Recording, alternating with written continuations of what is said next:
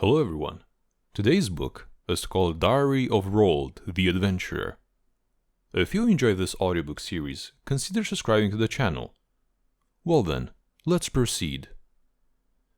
Diary of Roald, the Adventurer, Volume 1. A diary left behind by the famed adventurer, Roald. The pages are littered with small amount of shiny but bitter salt crystals. Salteray. My shoes are completely waterlogged after trekking here from the banks of Duhua Marsh. The last time I took them off to pour the water out, a frog jumped out. From the scale of the ruin, I suspect it is the temple that provided safe refuge for civilians during the Archon War several millennia ago. I've heard that the god of salt built such a place. Liyue folklore holds that she was the gentlest of the gods. In the brutality and chaos of wartime, human beings were puny and disposable, but the salt god refused to join the other gods in their senseless battle for dominance.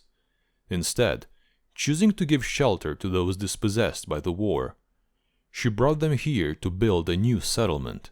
She showed them kindness and comfort, and even as global upheaval ushered in the end of an epoch, she worked tirelessly to bring about a return to peace between the gods. It seems that most parts of the ancient city have sunk into the riverbed of Bishui River.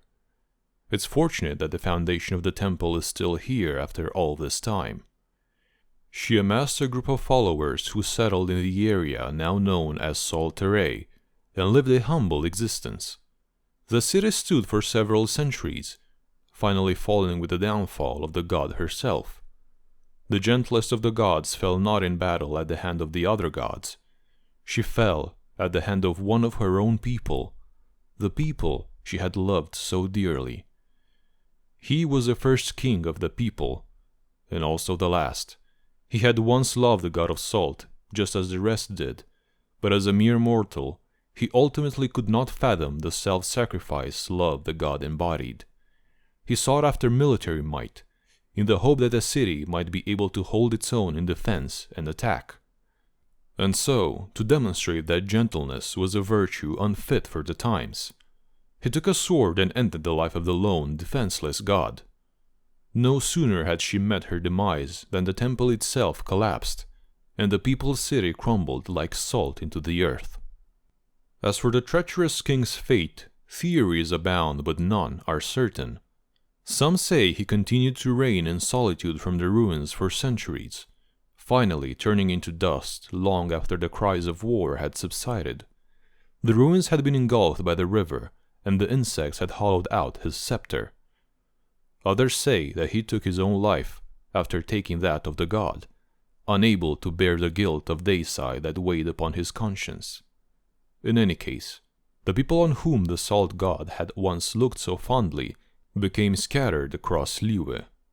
In the safe haven of Liyue Harbor, under the rule of the Geo-Archon, they and their stories survived, and that is why we still hear about them to this day. Rumors say that the salt god's body can still be found somewhere in the depths of the ruins. Though her body has turned to salt, it still maintains her posture from the moment she was struck by the king's sword. It looks like we're in for some heavy rain. Dark clouds are gathering as far as the eye can see. I'd better get moving. I'm going to head northwest to Mount Qingce. Hopefully I can make it there before the rain gets too heavy. And hopefully, it's not such a mad dash that I lose my diary en route. Volume 2. A diary left behind by the famed adventurer, Roald, at a makeshift camp. It still looks new, and smells like the fragrant herbs of Mount Qingce. Qingce Village. Leaving Dragonspine, I waded through rivers, walked across shoals carpeted by the silver grass, and made my way through sun-dappled bamboo forests before finally arriving at Mount Qingce. My shoes and clothes were all soaked from the heavy rain. Luckily, the elders in the village were kind enough to let me hang my clothes in the assembly hall. They even prepared dry clothes and some food for me. There were many children in Qingce village. Sweet as they may be, they can become quite clingy, There were also many elders here. People living here seemed happy and carefree. The elders said that most of the young people had gone to work in Lua Harbor. Many of them already had a family there, and they would send money back every month. Having seen the prosperity and convenience of the city, it's hard for these young people to go back to the rural life here. Lua Harbor has brought peace and prosperity to Chingsa village for the time being, but eventually it will also be the cause of its demise. Legend has it that the word Chingsa originated from the name of an ancient monster, Chi. Chi, of course, is what we call it now in the contemporary language, but in ancient times, the people of Liyue pronounced it as Chingsa. An elder said that thousands of years ago, Morax defeated the sea serpent and brought peace back to Liyue. After Chi died, its body turned to stone, its blood became water, and its scales are now the terraced fields. The monster's nest became what we now call Mount Chingsa. But after a quick look, I believe the mountains consist of mostly rocks shattered by impacts from the outside. No traces of a hydro monster can be found in the rocks. Perhaps the corpse of Chi is long gone, and his monster turning into a mountain thing is nothing but an ancient tale. My next destination is the lake located amongst the stone peaks of Juin Karst. It is said that there is a labyrinth where the Adepti live. Let's see if I can find them. Volume 3. A diary of the famed adventurer, Roald, left by the lake. It tells of his plans after his adventures on Mount Aokang. Aokang Lake, Juin Karst. I seem to have lost yet another diary. I don't understand. I even made sure to say to myself 3 times, whatever you do, don't lose your diary. But then I got caught up in my adventure, and it went straight out of my head. I waste so much paper every year. I do hope the Dendro Archon won't mind. I have arrived at a mountain lake located high on Mount Aokang. To get here, I had to hike up a winding dirt trail, make my way across perilous wooden walkways built by herb gatherers in ancient times, and then scale a steep, wet cliff. I was told by some fishermen that the lake is 1,000 furlongs deep, but after taking a dip in the water, I can safely say that their statements were pure hyperbole. The Chingsa village elders were right after all. The mountain lake's water is sweet and warm. This place certainly lives up to its reputation as a celestial paradise. Back when I had just arrived in Juin Karst, an old farmer told me that the Adepti possess a mysterious magical ability that lets them turn into mist and roam in the sea of clouds. I dismissed it as an old wives' tale at the time, but seeing the way the mist over the lake rises up to the summit and merges together with the sea of clouds, it does make me wonder. The Adeptus I've been searching for could be roaming the clouds at the summit right now, for all I know, and I would be completely oblivious to this. I headed east down Mount Aokang and ended up thoroughly lost in a thick forest. Finally, I came to a clearing and discovered I was back at the banks of the Bishui River. I have an excellent view of the surrounding area here, so I think this is where I'll camp for the night. While I was sorting through my things at the camp, I met a young lady who looked like she was out on a treasure hunt. She was called Eduarda, and she explained that she was heading west to look for a miraculous lake at the foot of Mount Aokang. Legends tell of an Adeptus who lives beside a lake at the foot of Mount Aokang on the northern side. If that's true, then that's sure to be where the Adeptus keeps their secret treasures too. I know exactly what I'll do when I get my hands on the treasure. Then she quickly changed her tune, as if suddenly realizing how she sounded. I'd contact the guild and report to them I found it. I am a proud member of the Adventurers Guild, and I have absolutely no connection to the treasure thieves. Indeed, some adventurers are in the business for material wealth alone. I'm reminded of that classic Liyue saying, to each their own unfathomable own. But whatever her motivations, she's a fellow adventurer nonetheless, and a genuine one at that. I must say, I was tempted to head west in search of this fabled, miraculous lake myself after hearing Eduarda talk about it, but in the end I decided to stick with my existing plan. Barring any unforeseen circumstances, I will proceed to the Goli Plains to see what sights and treasures are waiting to be discovered there, and hopefully I won't lose my diary again this time. Again, barring any unforeseen circumstances. I can't lose another one. May any unforeseen circumstances be well and truly barred. Volume 4. A diary left behind by the famed adventurer, Roald, at a makeshift camp. It seems to have been dipped in water, with the watermark of a fox's footprint. Luhua Pool. Traveling southeast along the Bishui River, I came across a pond at the foot of Mount Tianheng on the north side. The water is clearer than the sky, and the water temperature is similar to a human's body temperature. The water has a sweet aftertaste. A local herb gatherer told me that thousands of years ago, this pond was once a garden. It is said that during the era of the Archon War, two lovers whose families disapproved of their relationship made this place their rendezvous. However, the times were merciless, and the man left his lover to follow the Geo-Archon. He plunged himself bravely into the conflict as a mortal among gods, and like so many mortals in those dark days, none heard from him again for centuries. The girl wandered the garden, awaiting the return of her lover. The flowers withered and grass grew in their place. Soaked in a flood, the grass rotted, and when the flood too had subsided, and to dust she had returned, her tears then converged into this pond. Perhaps it was her deep longing that made the water here so clear and gentle. I spent an afternoon here and nodded off while taking a bath in the pond. When I woke up, the stars were already glittering in the night sky. I noticed the baby fox slinking around me, but it got scared and ran away when I looked up. Not until later did I realize that one of my shoes was missing and my bag of provisions had been ransacked. It took longer than I expected to pack my luggage.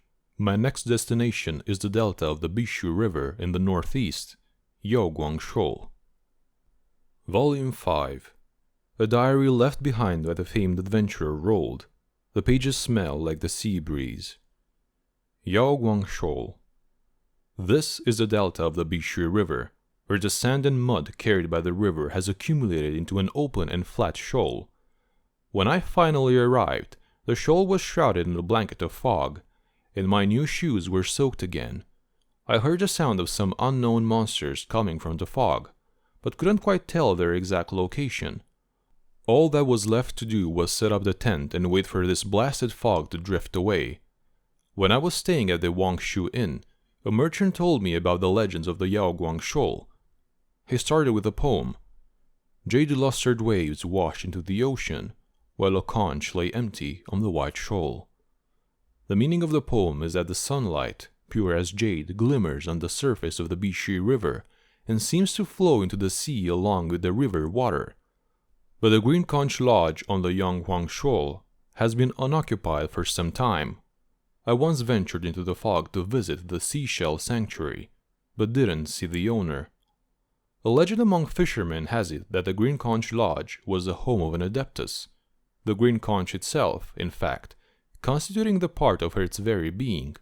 She provided shelter for travelers who were lost in the fog, took care of the shipwrecked survivors, and bid Godspeed to other adepti on crusades against the sea monsters. But older fishermen interpret the legend differently. They say that the seashell sanctuary was not the abode of an adeptus, but of a family that had lived in the giant seashell for generations. They devoted themselves to helping the lost, and saved many fishermen's lives.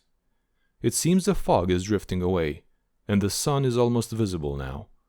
Next up, I'll borrow a boat to get to Guyon Stone Forest, and visit the ruins where the Geo-Archon vanquished the sea monster. I should arrive in no time at all, if the weather is good. Volume 6. A diary left behind by the famed adventurer Roald, by chance. The pages are damp and seem to have been soaked in water. Guyon Stone Forest.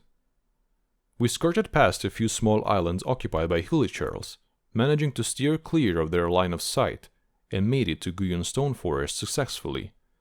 6 giant stone pillars kept the sun out of my eyes as I went ashore, and it was remarkably cool in their shade. The crabs on the beach were big and meaty. Maybe it's because the area has been nourished by the remains of a magical beast for millennia. Anyway, they taste great roasted. The sheer beauty of this place makes it hard to imagine that it was once the site of a bloody battle between the Geo-Archon and the sea monster. Suffice to say that the blood once shed here has long since vanished into the sea without a trace. I suppose that everything pales into insignificance when faced with the scale of the sea, whether it's a single drop of an ordinary person's blood, or rivers of blood shed collectively by the heroes of the past. The relentless flowing of the winds and waves are destined to wash every last trace of it anyway. In the end, everything will be just as it always been, since time immemorial. Legend has it that the Geo-Archon once carved a giant polearm out of the rocky land. He plunged it deep into the ocean, riding it straight through the body of the demon that wrought chaos upon his domain. Over the years, the wind gradually eroded the stone polearm into the form we see today. Later, I'll return to the mainland to camp out for the night. From where I am, I can see the ships leaving the harbor in the distance. As I write, the Crux is settling sail once more, embarking on its next grand voyage. I wonder what mission the Chising Commerce Guild has entrusted to the legendary Captain Beidou this time. I had the most awful night's sleep last night. I dreamt I was somewhere pitch black and damp. Suddenly, I was a sea monster, and my impaled body was being driven into the ocean floor by the Geo-Archon's polearm.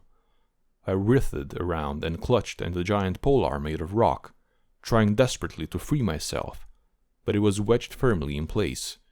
Each movement I made filled me with agony and with rage. Note to self: Guyon Stone Forest is not a good place to spend the night. I woke early, so I'll lit the campfire, and I'll move out once the sky is bright.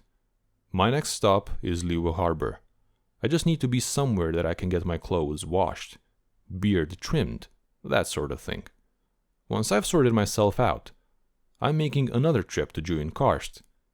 I didn't make any progress on finding the Adepti last time. This time, I think I'll try my luck at Qingyun Peak. Another note to self: do not lose my diary again. Volume 7. A diary left behind by the famed adventurer Roald. The pages have the scent of flowers that grow on cliffs. Qingyun Peak, Juin Karst.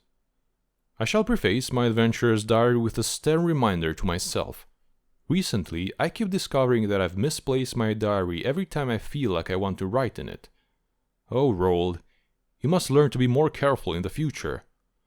After climbing for what feels like an eternity, I have finally reached the top of the precipice. I'm surrounded by a sea of clouds. It's impossible to know where in the midst of the sea of clouds I once stood to look up at the celestial place where the Adepti dwell. Apart from the few oddly shaped trees, there are barely any signs of life here at the top of the precipice. Occasionally, a lapis glad will let out a high-pitched cry before diving down into the clouds and disappearing from view. Up the hill from here is the Adeptus dwelling, but there's a few things I need to sort out before I head up. The most pressing issue is repairing my climbing gear. I'd also tend to a few cuts and grazes while I'm at it. A kind farmer gave me some ointment when I first arrived in Juin Karst. It stings, but it really does work. Nights atop the precipice offer little in the way of comfort. The relentless wind above the clouds pierces to the bone. It's difficult to shelter oneself from it, because it finds its way to you through all the tiny gaps in the tent, and there's no way you could keep a campfire alit in this wind. A good night's sleep is therefore out of the question. I wonder if the Adeptus who dwells at the summit ever gets lonely and dispirited being surrounded by nothing but the cold, heartless wind. At the end of a long and sleepless night, I finally watch the moon set into the sea of clouds. I'll make sure my pack is secured fastened. Then at daybreak, I'll begin my journey to the summit where the Adeptus dwells. Hopefully, the altitude is high enough that it won't rain. Volume 8. Diary of a Renowned Adventurer, Roald. Spots of shiny green moss can be seen among the pages. Qingsu Pool. To stop me from losing my diary yet again, this time I've put a marker made of moss on the leather case. Now it really stands out in my backpack. It's perfect. Tonight I'll put it beside my pillow before I go to sleep. There's no way I can lose it then. Honestly, I don't think I can keep calling myself an adventurer if I lose my diary one more time. A misadventure, perhaps. I headed westward from the mountain pass at Mount Tianheng and came to a ruin, known locally as Qingsu Pool. The entrance of the ruin is located right in the center of a giant rocky outcrop rising up from the center of a shallow pool. It is surrounded on all sides by steep cliff faces. There are several stone towers which blend in seamlessly with the natural scenery put here by the Geo-Archon. The morning mist is beginning to clear, and the first rays of sunlight are starting to illuminate the mountains and ruins. It looks like it'll be good weather today. Legends say that these ruins predate the Geo-Archon's rule over Liyue. The whole of Lisha was covered by water at the time of the Archon War, and back then, this rocky outcrop was nothing more than a little islet that rose above the water's surface. After peace was restored, the region of Lisha unfurled once more as the tides withdrew, revealing the ancient buildings erected by the early peoples. Back when I was at the Wangshu Inn, I met a scholar from Sumeru called Soraya. She had done a bit fair research on the ruins of Lisha. Once she got talking about it, she could talk all day. What she told me was that these ruins were left behind by an evil god, whose name has been wiped from the record, and its people. But in the end, the sea gave way to forests and fields. The self-serving god was defeated, and the strongholds and temples of the ancient city the god's people once built were left to crumble.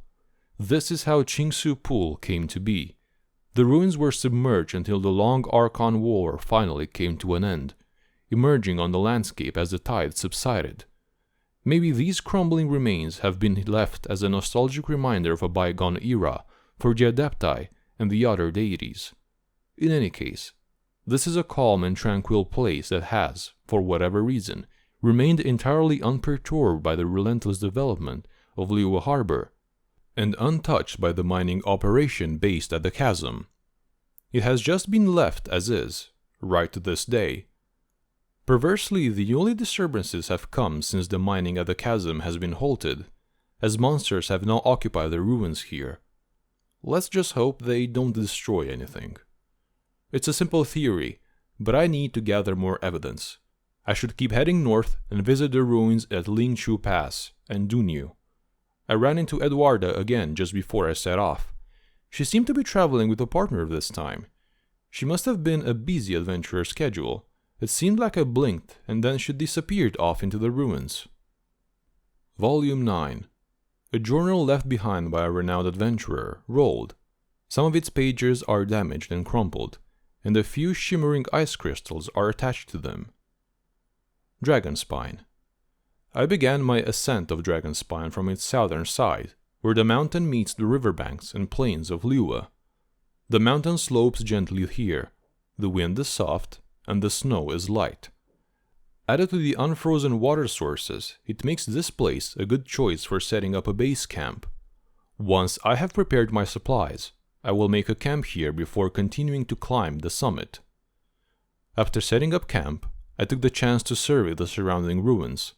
What intrigued me is that the architectural style and artistic patterns are strikingly similar to those seen in ancient buildings anywhere. This could very well mean that the fabled mountain civilization of old is right beneath my feet.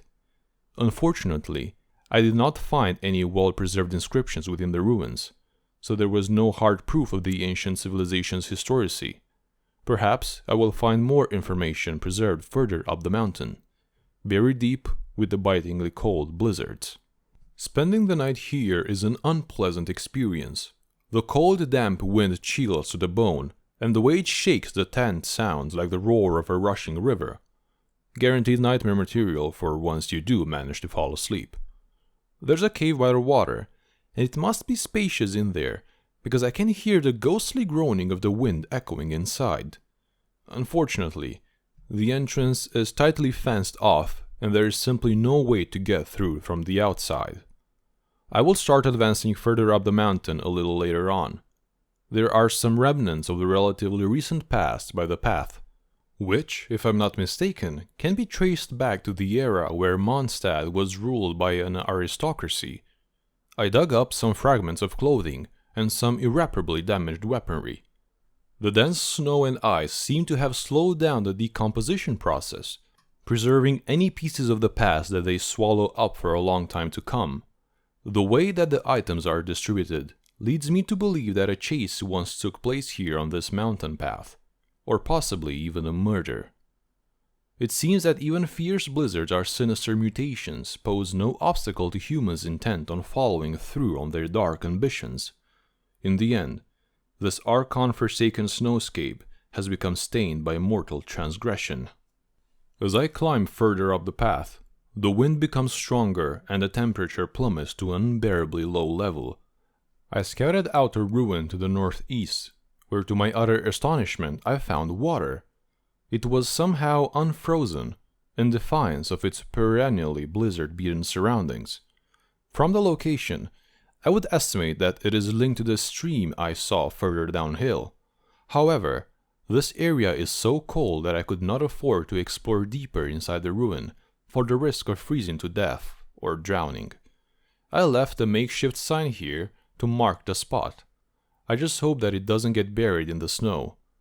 I suppose that once upon a time this could have been an underground shelter, and that over the years the groundwater has seeped it and flooded. But I have also heard that the tyrants of the distant past were partial to a form of punishment whereby they would jail a prisoner, lock them in a cage, and then slowly pour water in, just so they could force the prisoner to watch in alarm as the water slowly rose up from their ankles to their mouth, nose, and finally their forehead.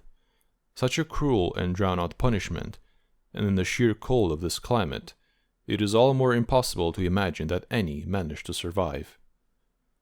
Further to the east, the road becomes more rugged. I had a stupid accident and I very nearly broke my leg because of it. I was lucky to only receive a superficial wound and no major bone injury, but it also tore a great big hole in my windproof clothing. So now I feel the full force of the wind right against my skin. It feels awful, like being stabbed constantly with a sharp knife.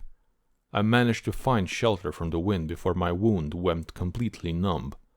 I just managed to sew my clothing back up, and there's no way I can continue to the summit like this. I made it back to the camp, finally on the verge of freezing to death. As I warmed my feet by the bonfire, I removed my socks to find that 3 of my toes had turned purple from the cold. But no matter. Right now I'm still enjoying the feeling to coming back to life after such a close brush with death. When the storm died down a little, I looked up and caught a view of the peak, towering there silently against the dark sky, encircled by the giant jagged rocks, and yet secluded among them in the center.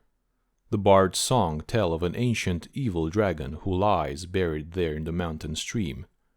I wonder if it, too, yearns for the celestial heights even as it gazes up with its rotting and blinded eyes. Many villagers who live at the foot of the mountain liken this monstrous mountain to a blind spot in the eyes of the gods, a place ruled by the inscrutable force of fate.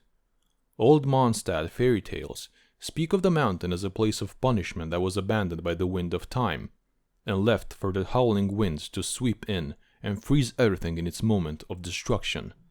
Yet something still stirs here, at the peak of the mountain. I heard its call in my dream.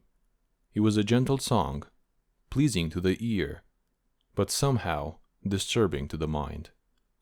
This trip was a disaster, but at least I came out alive. Farewell for today, Dragonspine.